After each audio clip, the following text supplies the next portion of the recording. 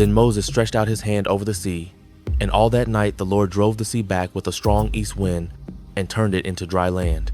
The waters were divided, and the Israelites went through the sea on dry ground with a wall of water on their right and on their left. This passage from the book of Exodus in the Old Testament, known as the miracle of Moses, tells the story of how Moses, through the power of God, parted the Red Sea, allowing the Israelites to safely escape the pursuing Egyptian army. For a long time, this has been claimed by creationist scholars as a literal historical event, but it has never been accepted by mainstream academia. Based on the average depth of the Red Sea, which is about 1,000 meters, parting it would require moving roughly 7 quadrillion liters of water. And that state would have to be maintained long enough for the Israelites to cross over a width that, in the Red Sea, reaches up to 50 kilometers. That's a distance even a running man would struggle to cross in a single day. The calculation was simple. Even if a miracle, driven by some unique natural phenomenon, did part the sea, safely crossing it would have been impossible. So, archaeologists decided to explore a new possibility. The book of Exodus mentions Mount Sinai, described as the mountain of God, that embraces the Red Sea. The traditionally known location for Mount Sinai was near Egypt's Sinai Peninsula.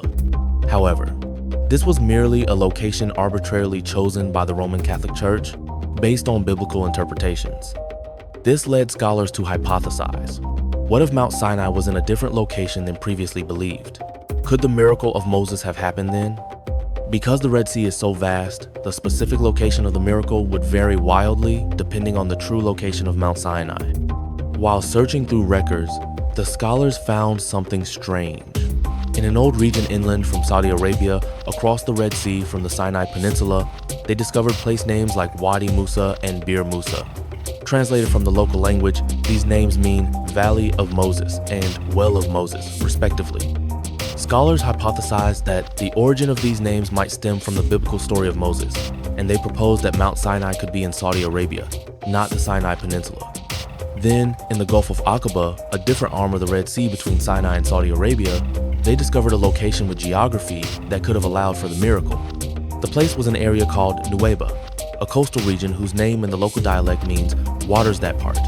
Unlike the surrounding areas, its waters were relatively shallow at about 100 meters deep.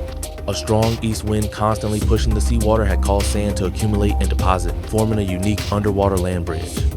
This east wind is the very phenomenon described as God's miracle in the book of Exodus. Furthermore, while most of the surrounding terrain consisted of steep cliffs, Nuweiba itself featured a gentle slope, almost like flat land. According to the Bible, the number of people who crossed the sea was immense, exceeding 1 million. Nuweiba would have been the most suitable choice for an escape route for such a massive group of people. American explorer Ron Wyatt, hoping to prove this hypothesis, assembled a research team and headed to Nuweiba himself.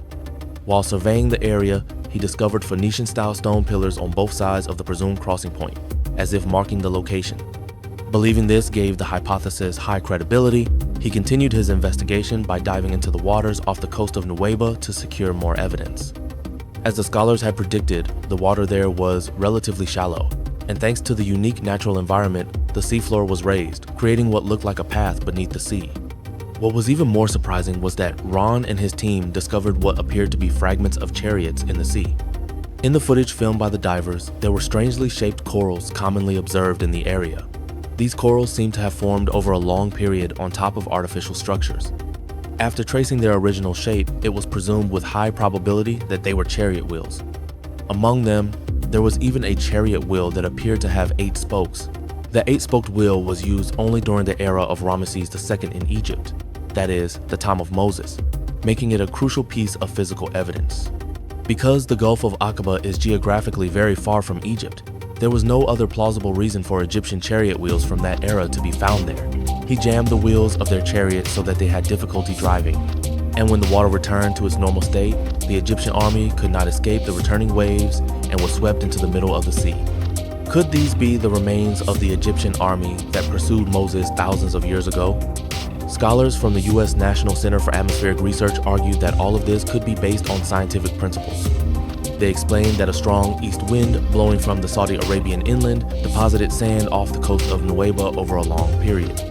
As a result, When this strong wind persists for several days, a portion of the relatively shallow area can be exposed as land, forming a sea path. Their argument was that Moses and his followers could have crossed to the other side via this sea path, while the Egyptian army, driving their chariots on the not yet fully dry path, got stuck in the mud and were subsequently drowned by the returning waters.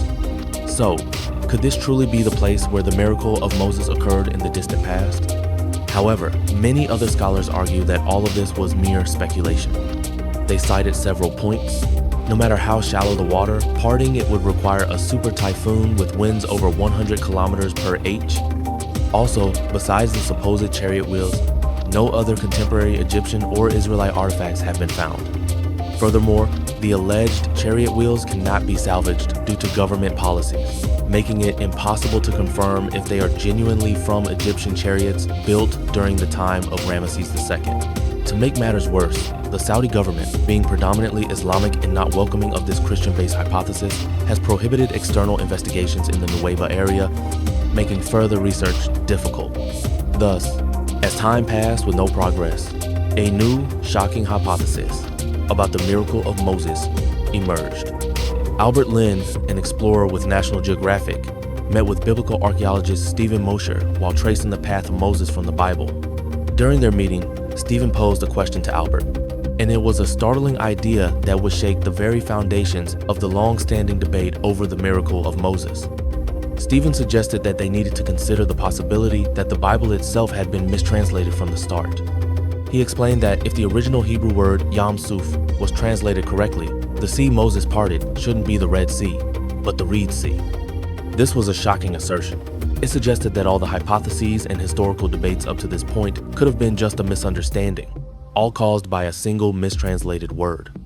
So, Albert Lynn stopped tracking Moses and decided to track down the Reed Sea instead.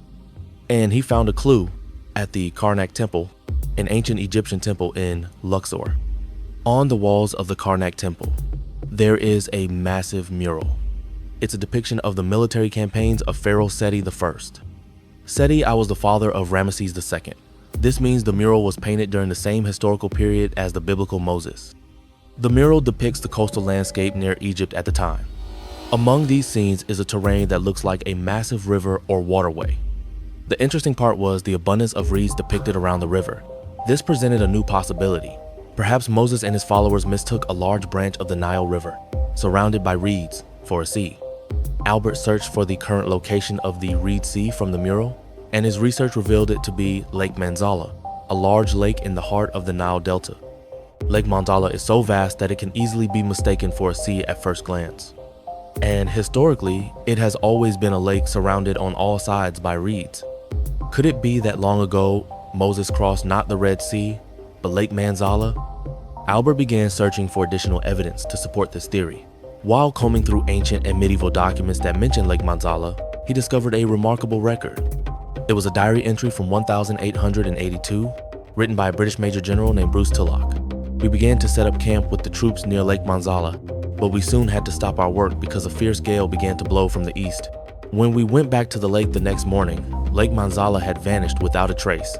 The strong wind had pushed the shallow lake's water far beyond the horizon. The locals were walking on the exposed mud flats, and the boats that had been floating on the lake the day before were now stuck fast in the mud. A thought suddenly occurred to me, that this event I had witnessed was remarkably similar to the biblical event commonly called the miracle of Moses. Could it be that the miracle of that day was realized in this very way? Could this same incredible natural phenomenon have occurred before Moses thousands of years ago? Behind them, the Egyptian army in hot pursuit. Before them, a massive lake that looked just like a sea. In a situation where they were trapped, if a strong wind suddenly blew the water away to reveal dry land, it would certainly have looked like a miracle from God. Atmospheric scientist Carl Drews agrees this is perfectly plausible. He states, Lake Manzala is a very shallow lake, with coastal depths about waist high on an adult man. If an 80 kilometers per h wind blows for more than 6 hours, the lake's water can move nearly 10 kilometers? This is not at all unrealistic. It's a natural phenomenon known as a wind set-down. In a wind set-down event, the water that has been pushed away from the coast rushes back to its original state once the wind stops. This is the best way to explain the miracle of Moses in Exodus 14. But there was one nagging problem. The Bible mentions a place called Migdol. where the Israelites stayed for a short time before crossing the water. A temple believed to be Migdol can also be identified in the Karnak temple mural. The ruins of Migdol are located not next to Lake Manzala, but a full 50 kilometers away from it. The idea that they briefly stopped at a place 50 kilometers away right before crossing the water is difficult to accept as plausible. Here, Albert Lin conducted a test. The branches of the Nile River have diverged and been created in various ways over thousands of years. Albert used satellite infrared spectrum technology to trace these changes backward in time, going back to the era of Ramesses II, a contemporary of the miracle of Moses. The results revealed that the lakes and channels of the Nile Delta had indeed shifted, showing differences of several kilometers, and the location of Lake Manzala had changed as well. And astonishingly, the lake was located right next to Migdol. The place Moses and the Israelites crossed was not the Red Sea, nor the waters near Nuweiba, but Lake Manzala. Of course, this too is just one hypothesis, but all the evidence uncovered through state-of-the-art technology points to this one location, Lake Manzala. What parted the sea was not a miracle, but science. This has been the repository of wonders,